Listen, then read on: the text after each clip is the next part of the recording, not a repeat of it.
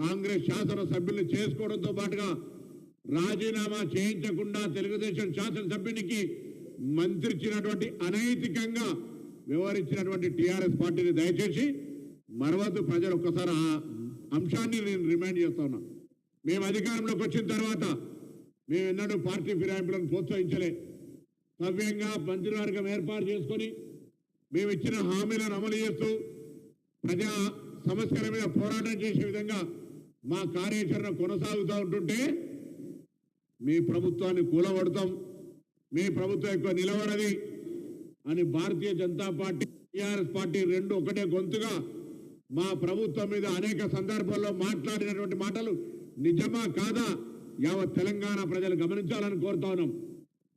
ప్రభుత్వాన్ని కూలగొడతామని ఎన్నికైన ప్రజాస్వామిక ప్రభుత్వాన్ని కూలగొట్టి అలవాటున్న భారతీయ జనతా పార్టీ సహకారం తీసుకొని మీ ప్రభుత్వం నిలవది, ఎక్కువ రోజులు ఉన్నది, ఇది కూలిపోతుంది అని శాపనార్థాలు, పిల్లి శాపనార్థాలు మమ్మల్ని మొత్తంగా మా ప్రభుత్వం మనోధైర్యాన్ని దెబ్బతీసే విధంగా మాట్లాడింది టీఆర్ఎస్ బీజేపీ నాయకులు కాదా?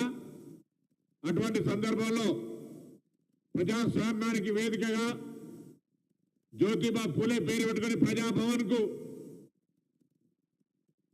సచివాలయం, డాక్టర్ అంబేద్కర్ సచివాలయం సాక్షిగా ప్రజలందరికీ తలుపులు ఓపెన్ చేసి ముళ్ళ కంచెను తొలగించి ప్రజాస్వామిక పరిపాలన చేస్తూ ఉంటుంటే ఈ ప్రభుత్వం కూలద్దు, ఈ ప్రభుత్వం పేద ప్రజలకు న్యాయం చేయాలని శాసనసభ్యులు మా పార్టీకి వస్తూ ఉంటుంటే ఇలా వాళ్ళ మీద బురద చల్లుతూ ఉన్నారు.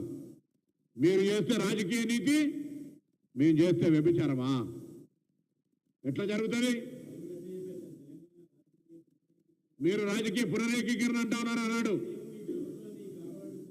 అవును, నేను అడుగుతాను, మళ్ళీ కూడా చెప్తాను. మీకు ఆనాడు కంఫర్టబుల్ 80 మెజార్టీ వచ్చింది. 80 మెజార్టీ వచ్చినాక మీకు ఇబ్బంది లేదు. కానీ కాంగ్రెస్ పార్టీ ఒక దళిత సిఎల్పి లీడర్ అయితే ఓర్వలేక కాంగ్రెస్ పార్టీని బలహీనం చేయాలి, ప్రతిపక్ష గొంతు ఉండద్దని మేము అట్లా చేస్తారేమే. శాసనసభను 3-3:30 దాకా నడిపి ప్రతిపక్ష నాయకులు ఏం చెప్తారు వినడానికి వేదిక శాసనసభ అవకాశం ఇస్తా ఉన్నాం. ఇందిరా పార్క్ దగ్గర ధర్నా చౌకులు ఇస్తా ఉన్నాం. ఇలా మేము ఎన్నడూ ప్రతిపక్ష గొంతు నొక్కుతలే నిరసనలు చెప్పుకుంటున్నాం. కాళేశ్వరం పోతాం అంటే గ్రీన్ వే ఛానల్ ఇస్తా ఉన్నాం. ఏడు కొమ్మంటాడు కొమ్మంటా ఉన్నాం. ప్రతిపక్ష నాయకుడు శాసనసభకు రా, అనుభవజ్ఞుడి, నీకేమైనా తెలిస్తే మాకు చెప్పమని అడుగుతా ఉన్నాం. కేంద్రం నిధిలే, కేంద్రాన్ని నిలదీద్దాం రమ్మని అడుగుతా ఉన్నాం. ఇవాళ అటువంటి మాటలకు దూరం ఉండి మా ప్రభుత్వాన్ని కూలగొడతా అంటుంటే కొంతమంది ప్రజాస్వామ్యాన్ని విశ్వాసం ఉన్న శాసనసభ్యులు వస్తే వాళ్ళ మీద చీరలు పంపి భౌతిక దాడులు చేసే విధంగా మురిగే వాళ్ళని మురిగించినట్టుగా ఆ విధంగా రెచ్చగొట్టి ఈరోజు ఏం మాట్లాడుతూ ఉన్నారు? మళ్ళీ మాకు పరిపాలనకు సంబంధించి అవగాహన లేదా?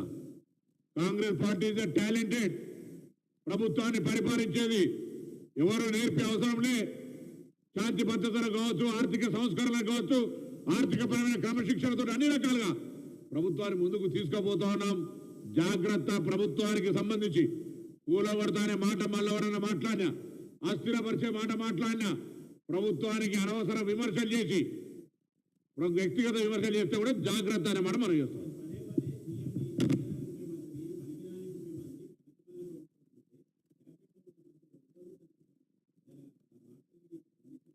ఇప్పుడు కొంత చిల్లరగాళ్ళు మాట్లాడుతుంటే పట్టించుకోవద్దని మా గౌరవ ముఖ్యమంత్రి గారు అన్నారు కాబట్టి ఎవరు మాట్లాడుతున్నారు అంతే తప్ప వేరు కాదు.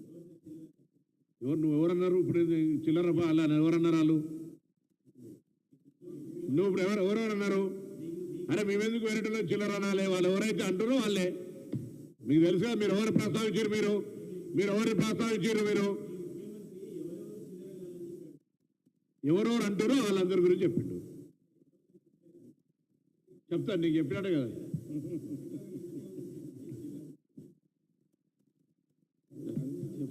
అరే ఏంది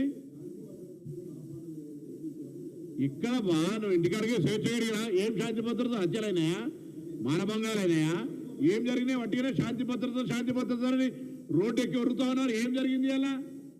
ఏం జరుగుతుంది? అరే మేము ఇలా మళ్ళీ చెప్తాం, తెలంగాణ పోలీసు ఆనాటికి ఈనాటికి మాట్లాడి టీఆర్ఎస్ గవర్నమెంట్ ఉన్నప్పుడు కూడా మేమేం పోలీసులన్నీ అవమానపరిచేదిగా మాట్లాడలే. ప్రభుత్వ విధానాన్ని విమర్శించినాం. ప్రభుత్వ చెప్పు చేతల్లో బానిసలు కావద్దని చెప్పినాం.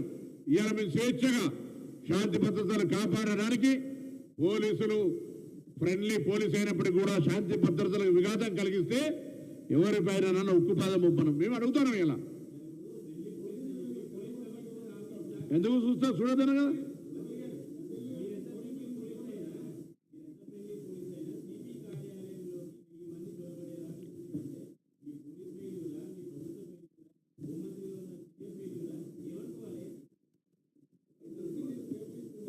మిత్తి మీద స్వేచ్ఛ ఉండదే.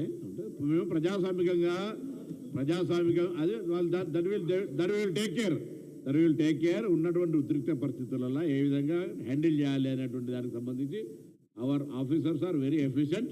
They will do. నేను ఇప్పుడు మీ అందరికీ కూడా ఒకటే మాట కోరుతా ఉన్నా. రైట్ ఇప్పుడు తప్పకుండా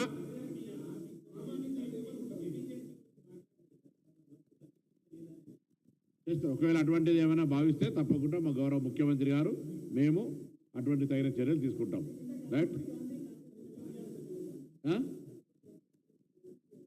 అయితే నన్ను అడుగుతుంది. నేను రేపు వచ్చిన మహేష్ కుమార్ గౌర్ గారిని అధ్యక్షుని చార్జ్ తీసుకుంటున్నాను అడుగు.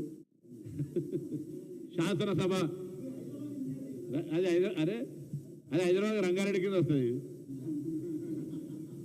అదే షేర్లింగం ఏ జిల్లా జరగకపోతే నీకు పక్క జిల్లా రాష్ట్రమే నాది.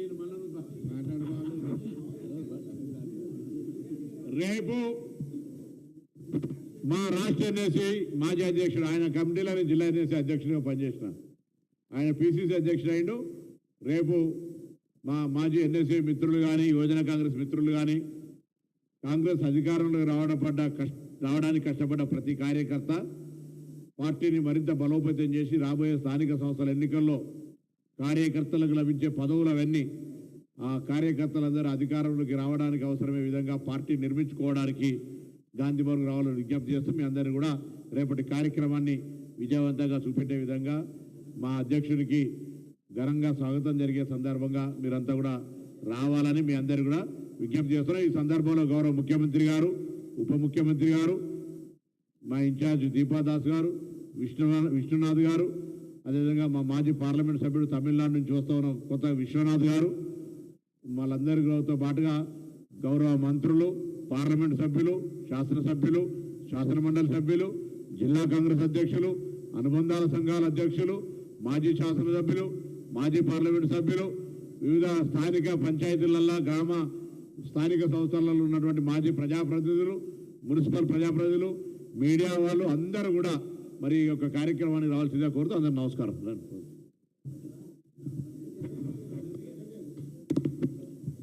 ఇప్పుడు